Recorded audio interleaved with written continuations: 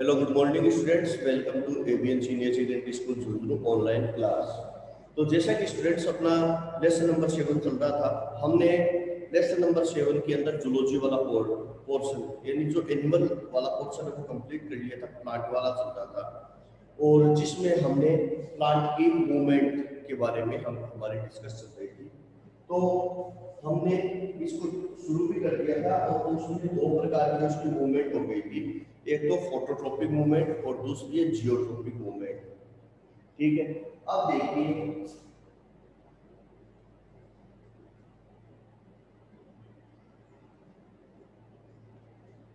कि phototropic movement और दूसरी है जियोट्रोपिक। डेफिनेशन देख लो कि जियोट्रोपिक मूवमेंट क्या होता है कि the response of plant to gravity is called geotropic movement. और फोटोट्रोपिक का क्या रहेगा कि response the response of plant to light is called phototropic movement. इसमें मैंने आप लोगों को बता के दिया था कि root always move toward the geotropic gravity. ठीक है, and should always move toward the light portion। ठीक है, फिर इसके बारे में मैंने आपको ये बता दिया positive geotropism, negative geotropism, positive phototropism, negative phototropism. ठीक है, कि कोई भी चीज देखिए यह अगर ऊपर की तरफ इंक्रीज हो रही है, ठीक है, तो देखो जैसे कि ये कोई प्लांट मान लो, इस प्लांट का ये हिस्सा है सूट का और ये शायद रूट का, यानी ये स्टेम है तो स्टेम हमेशा मूव करता है अपसाइड, अपवर्ड साइड, और रूट मूव करती है हमेशा डाउनवर्ड डाउनवर्ड साइड।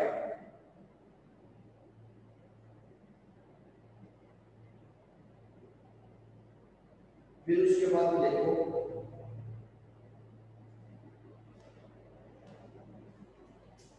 कि अगर यह ऊपर की तरफ करता है तो ऊपर क्या होता है, सन होता है, और नीचे क्या होता है, ग्रेविटी होती है। नीचे क्या होता है, ग्रेविटी होती है। तो इसको ये सन यानी लाइट की तरफ करता है तो इसको हम पॉजिटिव फोटोट्रोपिज्म या नेगेटिव जियोट्रोपिज्म, जो जियोट्रोपिज्म से अपोजिट डायरेक्शन में तो नेगेटिव जियोट्रोपिज्म कहते हैं। इसी प्रकार से जब रूट नीचे की तरफ मूव करती है तो इसको पॉजिटिव जियोट्रोपिज्म और पॉजिटिव नेगेटिव फोटोट्रोपिज्म कहते हैं।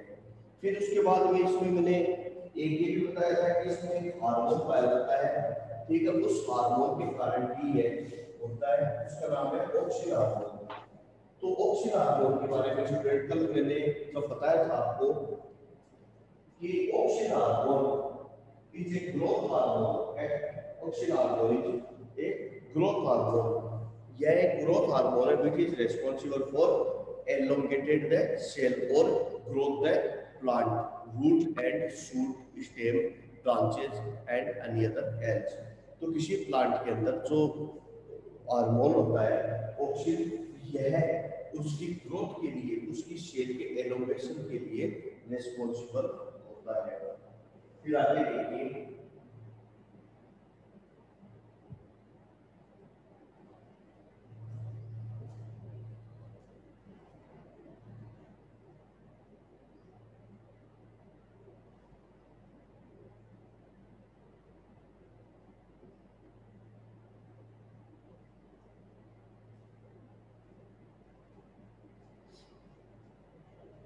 फिर उसके बाद में आगे अपन देखते हैं कि जैसे कि ये ऑक्सिन हार्मोन है वो किसी भी प्लांट के अंदर पूरी तरीके से डिस्ट्रीब्यूट होता है। ठीक है, लेकिन जब उस प्लांट को, जब किसी प्लांट को हम सनलाइट के अंदर रखते हैं, ठीक है, या फिर इसको छोड़ो, ये कोई सूट है, इसके अंदर पूरी तरीके से इक्वली डिस्ट्रीब्यूट है ऑक्सिन हार्मोन।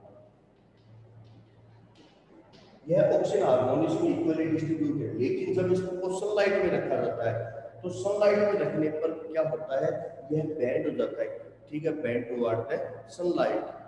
क्यों, वो भी ये चीज आप घर पर भी एक्सपेरिमेंट कर सकते हो कि जो प्लांट होते हैं ना उसको आप किसी खिड़की में रख लो, कुछ समय बाद में आप देखोगे जो बैंड होगी वो सन की तरफ हो जाएगी। ठीक है, क्यों, क्योंकि उसका जो ऑक्सिन हार्मोन है वह फोटोसेंसिटिव होता है। फोटोसेंसिटिव का मतलब है कि यह सनलाइट जिधर से आती है उसकी दूसरी तरफ चला जाता है, ठीक है। तो इधर से सनलाइट है, आप क्या कह सकते हो, इधर से जो सनलाइट आ रही है और यह दूसरी तरफ चला जाएगा और इधर चला जाएगा, इधर की ग्रोथ कर देगा, इधर की ग्रोथ रुक जाएगी, इधर की ग्रोथ ज्यादा हो जाएगी, तो ये इस साइड में बेंड हो जाता है। ये चीज ध्यान रखना। ये ऐसा अगर पूछ ले तो आपको ये डायग्राम जरूर बनानी है, ठीक है ना स्टूडेंट। ये इस चीज का विशेष ध्यान रखना, अगर एग्जाम में आके डायग्राम जरूर बनाना है आप लोगों को। लेकिन अब इसीलिए मैं कहता हूँ कि साथ साथ में इसके नोट्स भी बनाते रहा करो स्टूडेंट, बाद में जोड़ नहीं है ऐसा कोई डायग्राम बुक में हो या नहीं हो, मैं हर टॉपिक की डायग्राम बनवा रहा हूँ, इसलिए आप भी स्टूडेंट इनके डायग्राम विशेष रूप से बनाएंगे। अब आगे देखो, नेक्स्ट है दो प्रकार की मूवमेंट होगी।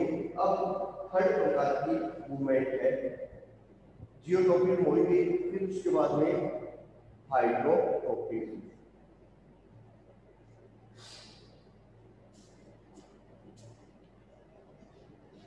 हाइड्रोट्रॉपिक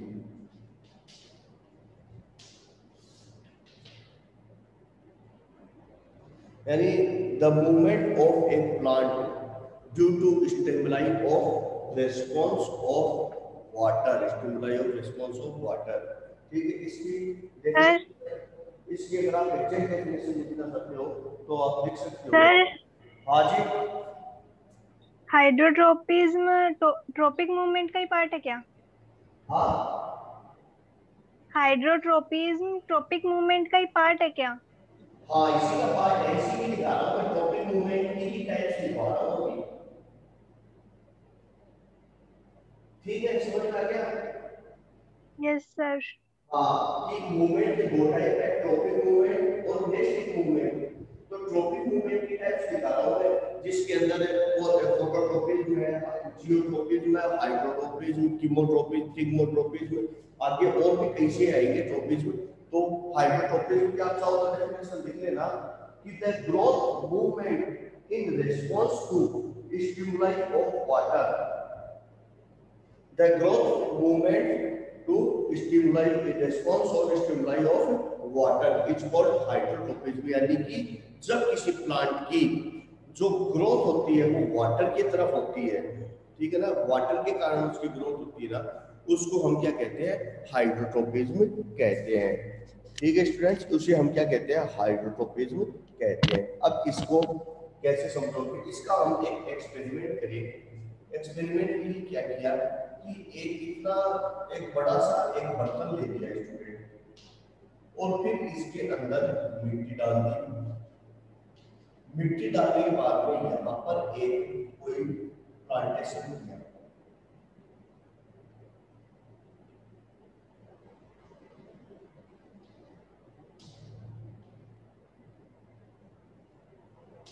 ये कोई प्लांटेशन किया और फिर क्या किया कि यहाँ पर एक कोई दूसरा पॉट रख दिया, उस पॉट के अंदर वाटर डाल दिया, ध्यान से समझो स्टूडेंट, और इसको परफोरेटेड कर दिया। परफोरेटेड यानी यहाँ से थोड़ा सा छेद निकाल दिए, एक या दो यहाँ छेद निकाल दिए थोड़े से। इसको आप देखना चाहो तो मैं इसको और नजदीक कर देता हूँ। देखो ये क्या करते हैं, इसके पोर है, ठीक है, ये पोर्स है, इसके छेद निकाल दिए तो ये वाटर किधर से जाएगा, इस साइड से, इस पोर से धीरे धीरे इसके अंदर दिसना चालू हो जाएगा। तो कुछ समय बाद में जब स्टूडेंट आप देखोगे तो इस प्लांट की जो रूट है वो सारी की सारी move toward the water side, ठीक है। After some time the root of the complete root of a plant move toward the water side, so it is called hydrotropism, ठीक है ना। हाइड्रोट्रोपिज्म यानी कि वाटर के कारण या वाटर की तरफ जब किसी प्लांट की जो मूवमेंट होती है ना, उसको हम कहते हैं हाइड्रोट्रोपिक मूवमेंट। अब इसका आप एक एग्जांपल ये तो देख लिया आपने, और भी एग्जांपल देख सकते हो कि जैसे आपने देखा होगा कि नदियां तालाब वगैरह देखते हो, पोन्ड रिवर, ठीक है, उसका जो किनारा होता है इस तरीके से, यहाँ पर जो इसके बड़े बड़े ट्रीज वगैरह लगे रहते हैं, ठीक है, इसके जो बड़े बड़े ट्रीज लगे रहते हैं, यहाँ पर ये क्या है, वाटर है, ये क्या है, वाटर है इसके अंदर, ये कोई पॉन्ड रिवर कुछ भी हो सकता है लेक। तो इसकी जो रूट होगी ना, वो बाहर इधर वाटर की साइड में निकली हुई रहेगी, अंदर इस साइड में रहेगी, इस साइड में कम रहेगी, और जो वाटर होता है ना, इस साइड में इसकी रूट ज्यादा होगी, ठीक है। तो ये क्या है, एग्जांपल है हाइड्रोट्रोपिक मूवमेंट की।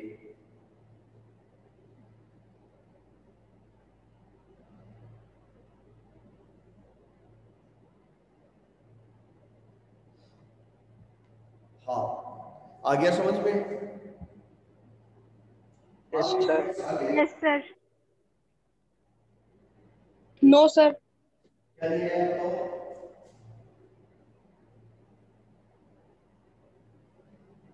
बताओ, तुमने क्या लिया है? सर ये हाइड्रोट्रोपिज्म नहीं है। और इसके क्या है बताइए, मैं दोबारा समझा दूंगा। Okay sir. और इसके क्या है,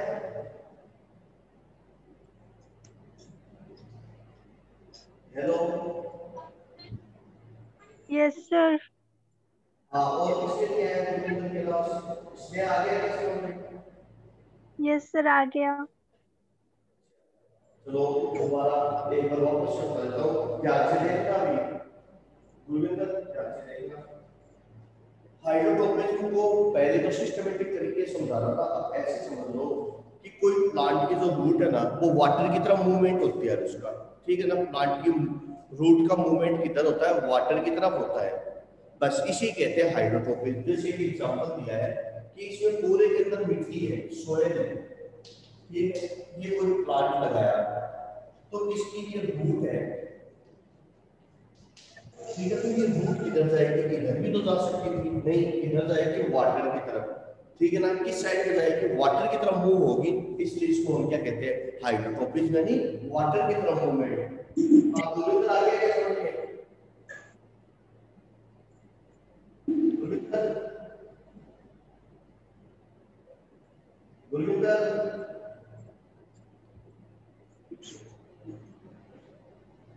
हेलो, यस सर। आ गया क्या समझ में? यस सर आ गया। ठीक है, नेक्स्ट देखिए, हाइड्रोट्रोपिक मूवमेंट के बाद में ये डायग्राम स्टूडेंट उतार लेना, ये चाहे नहीं उतारो तो चलिए, ये डायग्राम स्पेशली उतार लेना।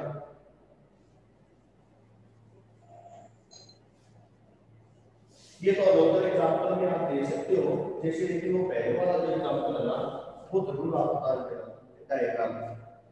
हाइड्रोट्रोपिज्म के बाद है thigmotropism. Thigmotropism, thigmotropism, trophic movement, या थिग्मोट्रोपिज्म।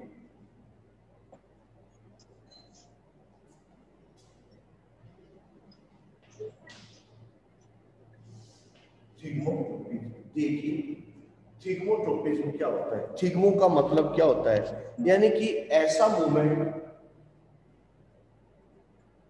थिग्मोट्रोपिक मूवमेंट का मतलब क्या होता है कि ऐसा मूवमेंट जिसमें कोई प्लांट है, वो उसके सब एग्जांपल भी देंगे, उसके जब हम टच करते हैं, ठीक है, या फिर कोई चीज टच में है, उस टच के कारण उसमें जो मूवमेंट होता है, उसमें जो चेंजिंग होती है, मूवमेंट का मतलब उसकी ग्रोथ भी हो सकती है, मूवमेंट का मतलब हिलेगा नहीं, मूवमेंट का मतलब है या तो उसकी ग्रोथ ज्यादा होगी या ग्रोथ कम हो जाएगी या वह फोल्ड हो जाएगा, ठीक है। इन चीजों को कहते हैं हम मूवमेंट, प्लांट की मूवमेंट। मूवमेंट का मतलब आप ये मत समझो कि उसके टच करते ही वो दौड़ पड़ेगा, जो, ठीक है, ये एनिमल में पाया जाता है। प्लांट में मूवमेंट का मतलब यह होता है कि जैसे हाइड्रो मूवमेंट जो भी होता है कि उसके कारण या तो उसकी ग्रोथ इंक्रीज हो जाएगी या डिक्रीज हो जाएगी, या फिर वो मूव या फिर वो बैंड हो जाएगा, इधर बैंड हो जाएगा या इधर बैंड हो जाएगा, ठीक है।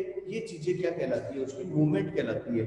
तो उसके टच करने पर जो मूवमेंट होती है उसे हम क्या कहते हैं, क्या कहते हैं, थिग्मोट्रोपिक मूवमेंट कहते हैं। तो अब आगे देखिए, इसका सबसे बढ़िया एग्जांपल है कि कैंडिल। कोई पी प्लांट है, पी प्लांट का जो कैंडिल है, पी प्लांट को और भी कोई भी एग्जांपल से आप उसको समझ सकते हो। तो देखिए क्या होता है, हमने देखा होगा स्टूडेंट, इसको आप ऐसे समझ लो, हमने देखा होगा घरों के अंदर हम प्लांटेशन करते हैं, बेल होती है ना, कि बेल सीधी खड़ी नहीं हो सकती, तो बेल लंबी हो जाती है, तो हम क्या करते हैं, उसकी डोरी बांध देते हैं और किसी सरफे कोई भी चीज का, दीवार का या किसी प्लांट का हम सपोर्ट दे देते हैं, ऐसे ही तो करते हैं उसको, ठीक है, किसी प्लांट का या दीवार का हम उसको क्या करते हैं, सपोर्ट दे देते हैं। तो इसके लिए देखो, ये जैसे कि कोई बेल है,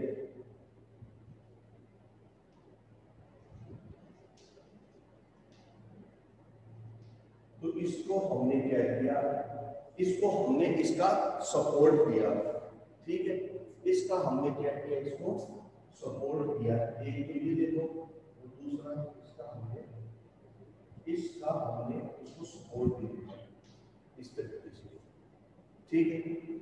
अब इसका सपोर्ट देने पर देखिए इस हिस्से को कहते हैं, इसका हमने जैसे कोई भी धागे से इससे हमने उसको बांध दिया, ये कैंडिल, ये कोई भी प्लांट है, ये कोई भी प्लांट सूट है, ठीक है, ये कैंडिल है, ये कोई भी प्लांट सूट है, स्टेम है, ठीक है, ये कोई भी जैसे कोई बांस की चीज है, जैसे बम्बू स्टिक मान लो,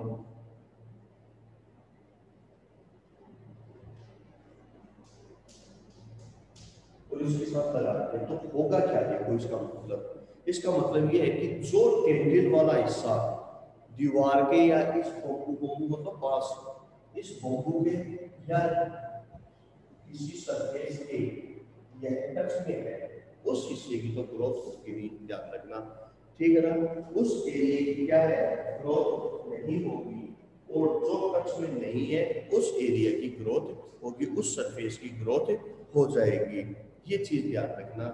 जैसे कि मान लो कोई प्लांट है, ठीक है, अब इसको ऐसे समझ लो कि ये एक प्लांट है, ठीक है, इस प्लांट को ये यू टच में है, किसी ऑब्जेक्ट के यू टच में है, तो यहाँ टच में होने पर क्या होगा कि यहाँ जो हिस्सा इसके टच में है सरफेस के, उस हिस्से में तो कुछ नहीं होगा, और जो हिस्सा सरफेस के टच में नहीं है उसकी ग्रोथ ज्यादा होगी।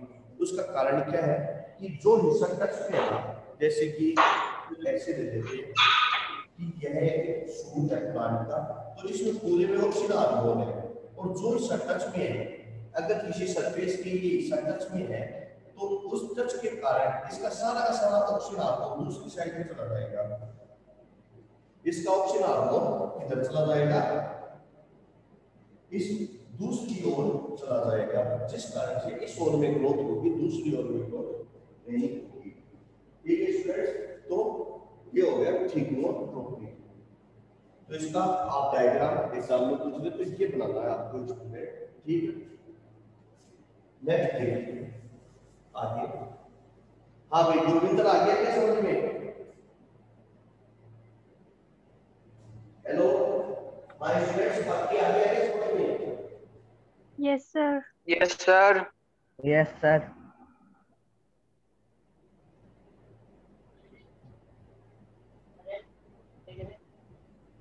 अब आगे देखिए नेक्स्ट थिग्मोट्रोपी के बारे में।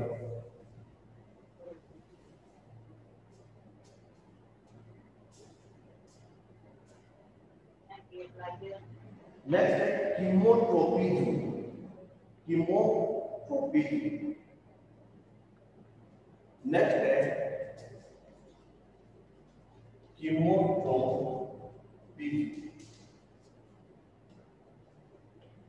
कीमोट्रोपी का मतलब क्या होता है कि ऐसी ग्रोथ जो उसके केमिकल इफेक्ट के कारण होती है, ठीक है ना, केमिकल इफेक्ट के कारण होती है, उसे हम क्या कहते हैं, कीमोट्रोपी कहते हैं, कि the stimulation of chemotropic movement, ठीक है, एक केमिकल, तो the growth movement of plant due to the chemical stimulants, ठीक है, तो इसकी डेफिनेशन क्या हो जाएगी, the growth movements of a plant due to chemical stimulus are called chemotropic movement, are called chemotropic movement.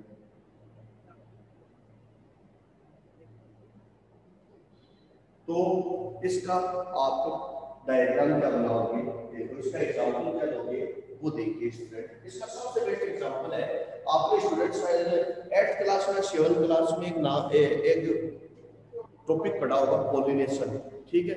तो पोलिनेशन का मतलब होता है कि ट्रांसफर ऑफ पोलन ग्रेन, ठीक है, टू स्टिग्मा। ये आपके डिटेल में रिप्रोडक्शन सिस्टम में, जब रिप्रोडक्शन का सिस्टम का टॉपिक आएगा उस समय मैं आपको बताऊंगा। तो होता क्या है, जो प्लांट है उसमें सेक्सुअल रिप्रोडक्शन पाया जाता है, ध्यान रखना, ठीक है। प्लांट के अंदर सेक्सुअल रिप्रोडक्शन पाया जाता है। तो ये सेक्सुअल रिप्रोडक्शन के अंदर क्या होता है कि जो प्लांट है उसमें एक मेल फ्लोर होता है, एक फीमेल फ्लोर होता है। मेल फ्लोर पर पोलन ग्रेन पाए जाते हैं, तो मेल क्या करता है, अपने पोलन ग्रेन को फीमेल फ्लोर के ऊपर डाल देता है, जिससे उसका रिप्रोडक्शन होता है। ये एक मैंने जनरल चीज बताई है, जब आपको डिटेल में बताऊंगा तब ये चीज समझ में आएगी। तो जैसे ही कोई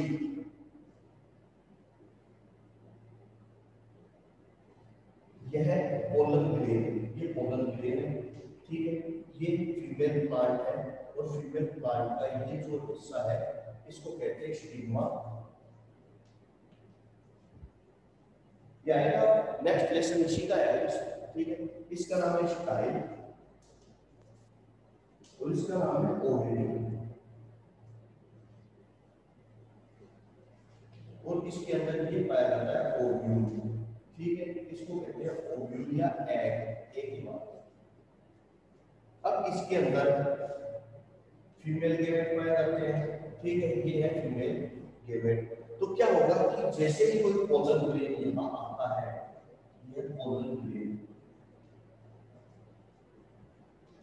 पोलन ग्रेन आता है, तो ये पोलन ग्रेन, क्योंकि देखो इसके अंदर ये है मेल गेमेट, इस मेल गेमेट को इस फीमेल गेमेट तक पहुंचाना है, तो कैसे जाएगा, तो इससे कुछ एक स्पेशल टाइप का कोई केमिकल सिगरेट करेगी, क्योंकि इसको तो पता नहीं है किधर जाना है, इसको क्या पता, ये तो नॉन लिविंग थिंग्स भी कह सकते हो आप, ठीक है। इसकी कोई आंखें नहीं होती है, ब्रेन नहीं होता, तो इसको क्या पता किधर जाना है, तो इसके लिए यह केमिकल सिगरेट करता है, तो उस केमिकल की तरफ ये अफेक्ट होता है, तो इससे एक पोलन ट्यूब निकलती है स्टूडेंट, और यह पोलन ट्यूब जिधर से यह केमिकल सिक्रेट करता है उधर जाकर के यह एंटर हो जाती है, ये देखिए पोलन ट्यूब। जब अगला लेसन पढ़ोगे उस लेसन के अंदर डिटेल में इसकी स्टडी करोगे आप एकदम फुल डिटेल में, तब ये और भी अच्छी तरह समझ में आ जाएगा। तो ये चीज देखो आप, ये पोलन ग्रेन है, पोलन ग्रेन के अंदर, ठीक है, ये मेल गेमेट,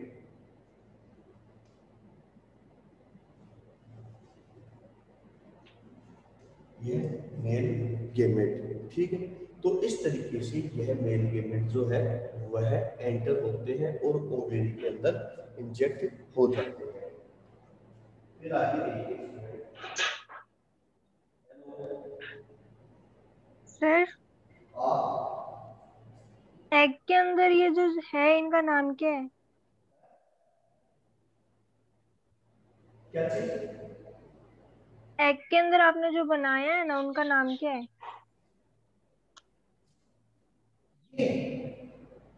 हाँ। ये अभी काम का नहीं है आपके, ये अगला लेसन आएगा तब डिटेल से बता दूंगा।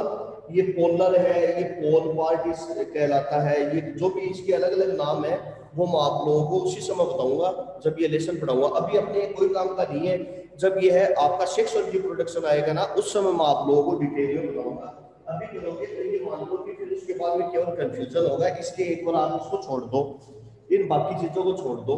ये पोलन ट्यूब है, ये ध्यान रखना, अगर एग्जाम में पूछ ले तो इतना नाम भी लिखो तो भी चलेगा, ये पोलन ट्यूब है, बस इतना ही नाम लिख देना, पोलन ट्यूब।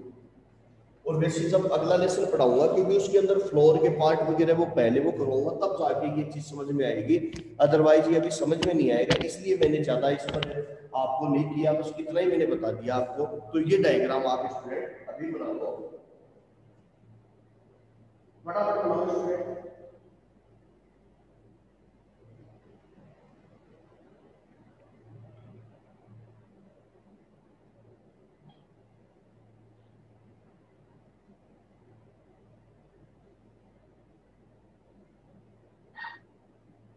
इसका आप और भी एक एग्जांपल और डायग्राम बनाना चाहो तो आप ऐसे भी बना सकते हो कि हमने क्या किया, एक स्लाइड ली, उस स्लाइड के ऊपर एक स्लाइड ली और उस स्लाइड पर हमने क्या किया, बहुत सारे पोलन ग्रेन डाल दिए। पोलन ग्रेन फूल के ऊपर पाया जाता है, ठीक है, उस पर ऐसे पोलन ग्रेन डाल दिए ऐसे। फिर हमने क्या किया, देखो इसका बहुत बढ़िया एग्जांपल दे रहा हूँ मैं डायग्राम। फिर हमने यहाँ बीच के अंदर थोड़ी सी शुगर की ड्रॉप डाल दी।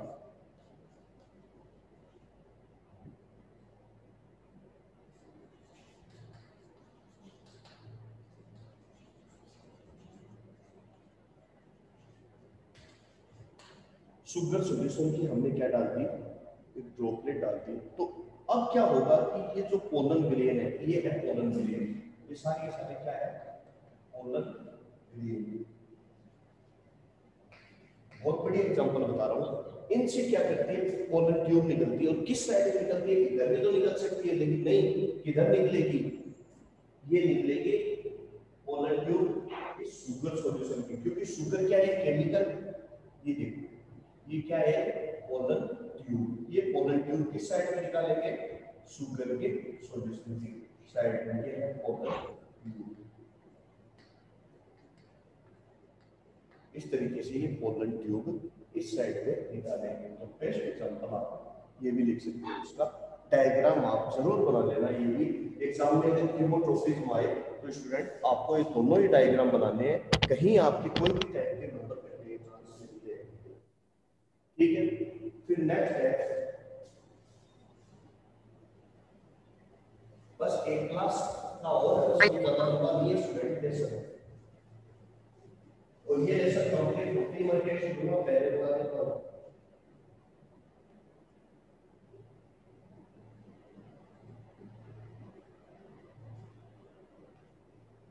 नेक्स्ट है स्टूडेंट, कीमोट्रोफिज्म हो गया। तो स्टूडेंट आपकी जो टोटल मूवमेंट है वो कंप्लीट हो चुकी है, ठीक है। और जो अपनी अब मूवमेंट रह रही है वो है नेक्स्ट मूवमेंट, ठीक है। अपनी जो मूवमेंट रह रही है वो है नेक्स्ट मूवमेंट। और कल बताया मैं था नेक्स्ट मूवमेंट। नेक्स्ट मूवमेंट क्या होता है कि ऐसी मूवमेंट जिसमें कोई प्लांट की डायरेक्शन चेंज होती है, न कि उसमें कोई ग्रोथ होती है, ठीक है ना। इसमें किसी प्रकार की कोई ग्रोथ नहीं होती है, उसकी लीव की या स्टेम की कोई भी है, उसकी डायरेक्शन चेंज हो जाती है। इसे हम क्या कहते हैं, नेस्टिक मूवमेंट कहते हैं। जैसे टच मी नॉट प्लांट, जैसे बताया था ना माइमोसा पुडिका, छुई, ये छुई के नाम है कि टच मी नॉट प्लांट या माइमोसा पुडिका या छुई मुई का भी मैंने एग्जांपल दिया था, और भी कई प्रकार के मैंने आपको इसके लिए एग्जांपल दिए थे, ठीक है। यह एक प्रकार की डायरेक्शनल मूवमेंट होती है। इसी प्रकार से आपको मून फ्लोर का भी एग्जांपल दिया था, ठीक है। मून फ्लोर यानी जिसको कहते हैं हिंदी में रात की रानी मून फ्लोर, तो वो क्या है, नाइट टाइम में तो एकदम से उसकी जो लिव है वो टर्जिट हो जाती है, ठीक है। मून नाइट टाइम में तो उसकी लिव टर्जिट हो जाती है और डे में सिकुड़ जाती है, तो वो मूवमेंट हो गई ना कि उसकी मून के रेस्पॉन्स के कारण उसकी लिव है वह कैसी होगी, टर्जिट होगी, खिल गई। रात की रानी यानी रात को खिलता है वह फ्लोर, दिन में नहीं खिलता, दिन में एकदम से मुरझा जाता है। तो नाइट टाइम में मून के कारण वह क्या हुआ, टर्जिट हो गई, और डे टाइम में सन के कारण वह फ्लैशिड हो जाता है, ठीक है ना। अब इसी के अंदर एक मूवमेंट आती है, वो है सिस्मोनेस्टी।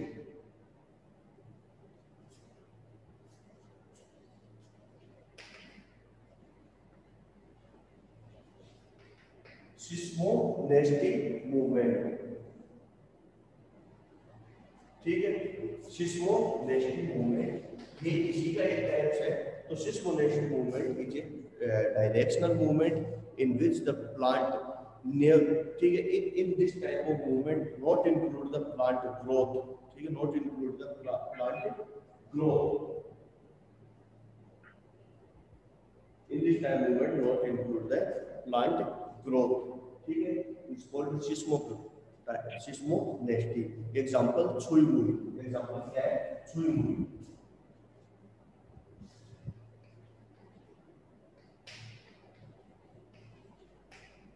एग्जांपल है छुई मुई। अब इसका आप छुई मुई है, इसका चाहो तो आप डायग्राम भी बना सकते हो। अब डायग्राम देखो कुछ इस तरीके से है।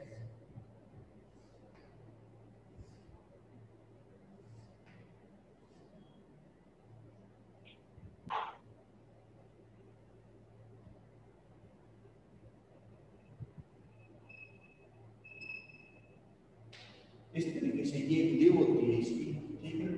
चाहो तो आप इसकी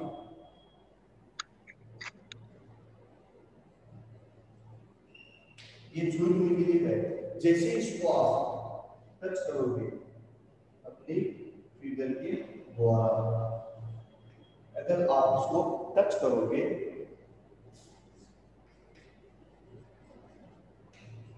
तो टच करने पर यह है, ये अभी तो फ्लैश है,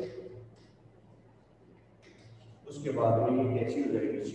सॉरी टर्जिट है, फिर फ्लैशिड हो जाएगी। अभी तो टर्जिट है, फिर ये फ्लैशिड हो जाएगी। कैसे? इस तरीके से देखना, यही जो प्लांट है इसकी जो लीव्स है वह है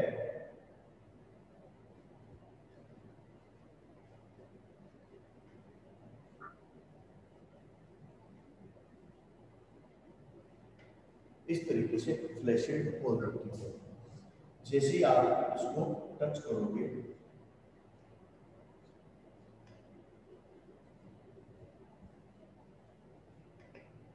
तो यह सिस्मोनेस्टी टाइप की मूवमेंट हो गई। तो स्टूडेंट्स इस तरीके से हमारे टोटल हो गए प्लांट मूव, हमारे टोटल प्लांट मूवमेंट हो गई कंप्लीट। तो ये हो गया हमारा आज का टॉपिक कंप्लीट। अब नेक्स्ट है प्लांट हार्मोन, ठीक है। अब अपने दो टॉपिक ले रहे हैं स्टूडेंट, जो नेक्स्ट क्लास में अपन कंप्लीट करेंगे, जिसमें एक है प्लांट हार्मोन और दूसरा है एनिमल हार्मोन। दोनों ही इंपॉर्टेंट है और दोनों में से ही क्वेश्चन हर बार किसी न किसी तरीके से किसी न किसी रूप में पूछा जाता है। प्लांट हार्मोन लगभग गिने चुने ही है, जिसमें से कौन कौन से है? ऑक्सिन है, जिबरेलिन है, साइटोकाइनिन है, एब्सिसिक है, यही है आपके 4-5 प्लांट हार्मोन।